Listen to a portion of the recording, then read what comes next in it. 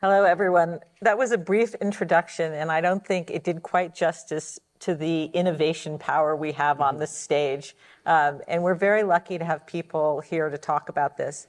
This is the crux of the issue, right? So we all know that what the problems are and what we need is the solutions. We know the companies have to be part of that. And these are the people that are putting it together. But we also know there's a finance piece of it. And a lot of people think climate tech funding is broken. We're going to talk a little bit about that. We're going to talk about how that works on the ground. And what I wanted to ask the two men sitting next to me, when we just start off, Dave and Mattie, where do we sort of stand? There was, under the Biden administration, I think as a reporter, I felt this sort of wave of hope. There was the Office of Innovation out of Energy. They were giving away grants. It seems like, let 100 flowers bloom. So where are we now that Trump's come in and we're 6 months in? How does it feel in terms of the finances? Are we going to see a collapse of all these companies, or what's going on? Do you want to start? This is something you both, I should say, in case you don't know, Dave both has founded companies, incubates companies, and now has accidentally become a financer of companies. He does it all, so he's seen it all. So where are we now? I don't think that more companies are going to fail as a result of the sort of change here. I think what we're seeing is that the sources of capital are changing. The companies that are doing the sort of boring work of making a product and selling it for money are going to be successful. And we just need to figure out how to structure finance for these teams so that not only will the business be successful, but the entrepreneurs will be successful at the end of it. There's this rocky process with the venture world and early stage entrepreneurs and all of that, and sort of smoothing that out is important. Well, talk a little bit more. I mean, people think climate tech venture is failing. Can you say why people think that's happening? I mean, I think venture by design is not set up for the majority of the businesses that they invest in to succeed. You've built a successful portfolio as a VC if 10% of your bets work. And for a thing like climate, where it matters if all of the businesses are successful, it's just the wrong tool. And so even in the best of times, you're going to see huge failure rates for everything in everybody's venture portfolio. And we need the businesses that people are building in this space to work.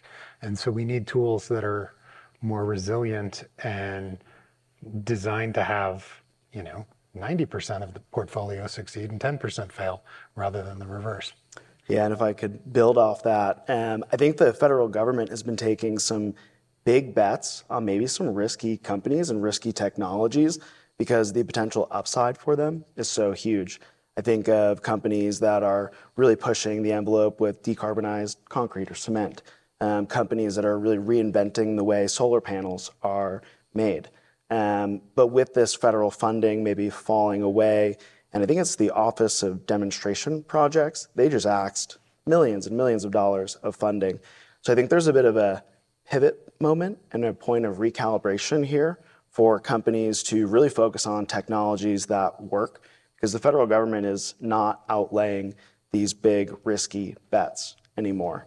It is the companies, as Dave said, that are producing products that maybe do contribute towards sustainability that I think will still be supported by the federal government. I think there is an overall sense from the outside looking in of hopelessness. We're seeing the IRA being decimated. We're seeing things like the Greenhouse Gas Reduction Fund being eliminated. But there still are federal funding opportunities and state funding opportunities and ways for companies to still do meaningful things with government support. But I think one of the key things that has to change from the last 4 years to this current and next 4 years is understanding your audience, speaking to the audience in a way that packages your sustainable solution in alignment with current administration priorities. Well, in line with that, why don't you say, because I think your company is a good example, and we talked about this, of that sort of middle-sized company. They're not going to solve, green concrete or green steel, but they are making a difference. They're never going to be a $20 billion company, but they might be, a $300 million company. So just say a little bit briefly what your company does and how has your funding from the government changed? You were talking about how you're approaching it differently. Sure, absolutely. So the high level of my business, Hempitecture, we manufacture natural fiber nonwovens primarily for the built environment. So acoustic insulation, thermal insulation, board insulation. And instead of having materials be a source of carbon emissions, they actually store carbon emissions by coming from rapidly renewable resources like industrial hemp.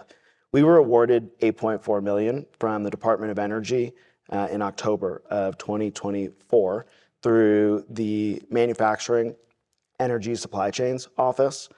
After the administration change occurred, there was a federal funding pause that our project was swept up in. And so there's a lot of uncertainty about this $8.4 million that would help us go build another manufacturing plant elsewhere. With that uncertainty, it changed a lot of our funding approach. We have a federal cost share, so $8.4 million, accounting for about 50% of our project. We need to go out and raise $8.4 million. When that money is taken off the table, it really changes that dynamic and that conversation with potential investors. But we have learned how to repackage our opportunity to be in line with what the administration is looking for. At the core of our business, it's American agriculture and American manufacturing. Right. So we don't say climate, we say American jobs. It's, I think, when AI is crawling our process review information and they're searching for words like decarbonization and carbon storage and sustainability, gone.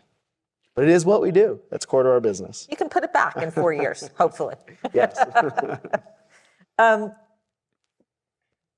Dave, let's go to you, though. I mean, so Mattie is living the experience of the small company, but you see these guys all the time. And I think it's important to talk about what's happening with these small companies that we need very badly, as you say, but they're not going to get the big funders. Talk about that part of climate tech, like why they're not appealing to larger places, and what are some of the options? I mean, I think that's always been the case. I don't think it's new that businesses that are working in a new space, creating a new market, doing things that we need like this. Wait, can you? Did I lose my mic? This is what happens when I put it in my pocket. Back. Yeah, I'm don't back. lean forward. Perfect. I don't think this is new. I think, we were talking earlier, you spent a year trying to raise from VCs during the Biden years. Mm-hmm. Venture is the wrong tool for these really awesome businesses like yours. And it's what you go to because there isn't an alternative. It's not that you choose this path. We need to build a tool that is correct for higher success rates, more founder friendly. I mean, a friend, when we were chatting earlier, I was saying that a friend of mine is an investor in a company that went public a few weeks ago. The founding team had 3% of the company each, $1 billion exit. All the money goes to the investors. And that's not how this should work. And so when we're thinking about this space, we need to be thinking about success, attracting incredible talent, because again, if you're going to build a business that isn't going to be multi-billion-dollar business, the pie that is shared among the founders is smaller. And so if you end up with 3% of a $100 million exit, it's still useful money, but it's not like you spending a decade on this with really uncertain outcomes. There should be.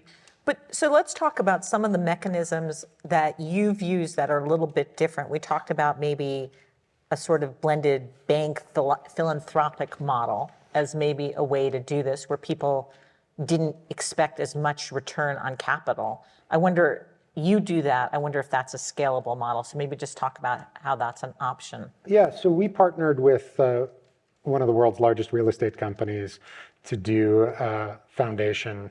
It's their foundation, the JLL Foundation. They invest with a 0% interest loan program that we helped design, allows these companies to go from where they are, sort of medium scale, they have a product, enough of a plan, a sense of product market fit, to the next stage so that they can either raise commercial capital or get a bank loan. I mean, if you have a factory that produces a product that then generates a profit, you can always get project finance to build another factory that's going to produce the same product and make more profit. It's just the de-risking early stage, the banks. Yeah, banks aren't set up to evaluate risk in early stage companies. And where's private equity in all of this? They just Way later. Way later. The returns are too low. If you need $300 million or more, that's your place. But it's really hard to find a few $100,000 to get something moving. It's harder again to find single-digit millions, and then double-digit millions is easy. And it's really like how much progress you need to make at each of these stages is what drives the difficulty. And it is really uncertain when it's two people with an idea. And so you end up with this mix, or we end up with this mix of grants, sometimes federal, sometimes from foundations, family offices, individual investors, corporate philanthropy, corporate investment, venture capital. It all just sort of depends what the sort of trajectory for the business is, how quickly it's scaling, what the potential is. But we need to figure out like what the right tool for each of these businesses is so that they all succeed. But I think we need more than just a right tool for each of these businesses. Mattie, you were saying that your own thing is like, here you are, you're ready to go, and finding the way to plug into the system that isn't government is really complicated, and you're doing it while you're running your business. Like you were saying, how do I find, the family office, the family investment office that wants to. So maybe you could just talk a little bit about, like you've done crowdfunding. Yeah, absolutely. So one of the great things about coming to events like this is you meet people like Dave who are doing really cool, interesting, exciting things with a debt vehicle that I didn't know about until today. And that fits perfectly within our business and where we are today. Just to rewind the clock a little bit, when we started out and we were planning on building a factory, we said, wow, building a factory, that's going to be so cool. What VC would not want to invest in that? High overhead, a lot of capital expenditure cost up front, no proven track record for the product you're seeking to bring to market. I want in. Yeah, exactly. We went to all these VCs. We had a year worth of conversations trying to get funding through this avenue. And we realized this is just not the pathway for us right now. And then we thought, well, maybe an unproven business with high CapEx could get debt. No chance. But now we've kind of done the hard work. So the banks, no way. The banks weren't even an option? At that point, absolutely not. Okay. Absolutely not. So then we went to a different vehicle, which was regulation crowdfunding. And we have a compelling story, a way for us to turn buildings in our environment into carbon capturing vehicles. And how much were you able to raise there? We were able to raise $4.8 million the first round, and then $1.6 million on crowdfunding. You seem to be a fan of that too. I had no idea.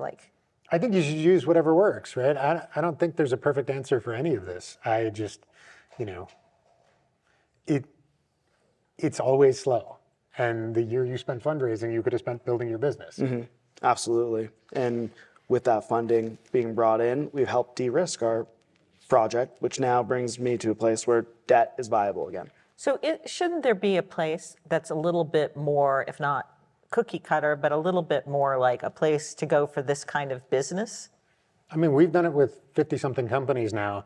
That's not scale, but it's And the trick is start. Not wanting a return on your investment. What's the trick? I'm not a banker. That helps. Does that leave us with rich people just hoping that rich people fund this stuff? Philanthropists? Philanthropists are coming in and filling the gap that the government's leaving. I think you have a need for more of that to happen. It needs to happen in a more systemic way. I think foundations and family offices are generally afraid of giving grants to for-profit businesses, which makes it hard to build for-profit businesses that are too risky for banks to invest in.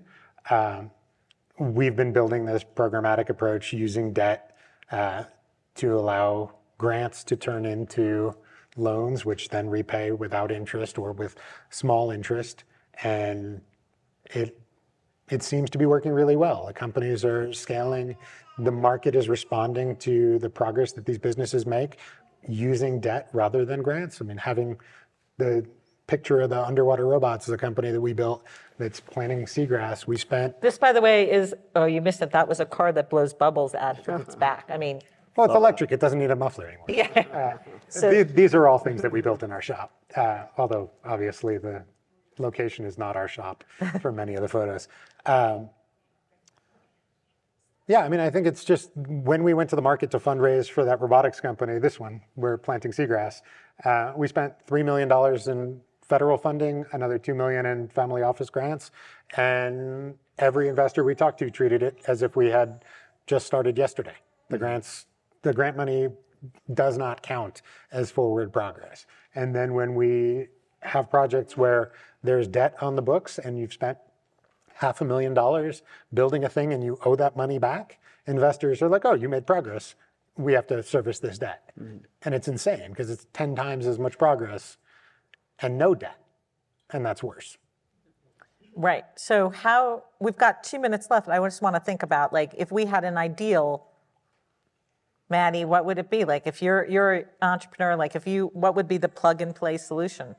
Gosh, a plug and play solution. I wish there was one that exists. I think what we're seeing is a blended capital stack of debt, maybe some equity financing, and then still working through Department of Energy, federal funding, but also some states are really stepping up. New York State has done a phenomenal job funding projects through NYSERDA to help advance clean energy, clean technology, decarbonize materials, and we're looking under all those rocks. The last area that is sort of a kind of an enigma and a bit of a black box is that family office world. We were talking about this morning. It's like, how do you find these aligned family offices? You can go on Google and look up a list of the top 100 VCs, but how do you find family offices that are deploying capital? That's more through a network effect. So I think it's a little bit more challenging for a company like ours to connect with those family offices. But I think moving forward, in the absence of just a pure federally funded play, you have to look at all these different sources of capital to strengthen your business moving forward. So in our lightning last round, which is you're a young entrepreneur with a great idea for a medium to small size business, what do you tell them to do first? Like, what should they be doing? I mean, if it's a hardware company, they're going to need to find some money to build a proof of concept. If it's software, it's quick and cheap. It really depends. I think the thing people don't think about in the early stages of their business is how they're going to make it to profitability. That's always been a future us problem, but it's essential in order to get traditional funders that are not venture capitalists to jump in. So think profitability from day one. Mattie, you have quick advice to the people who you 5 years ago? What would you seek proof of concept first, because if you have some element of proof of concept, it's going to be easier to get that funding to build something that's capital intensive, like a manufacturing plant. So we brought a product to market by importing an analogous product. We were able to show some sales. And when investors saw that we had sales, they said, okay, let's move forward towards building a manufacturing plant. Okay, thank you to our entrepreneurs and innovators. Thank you, we need you. Thank you.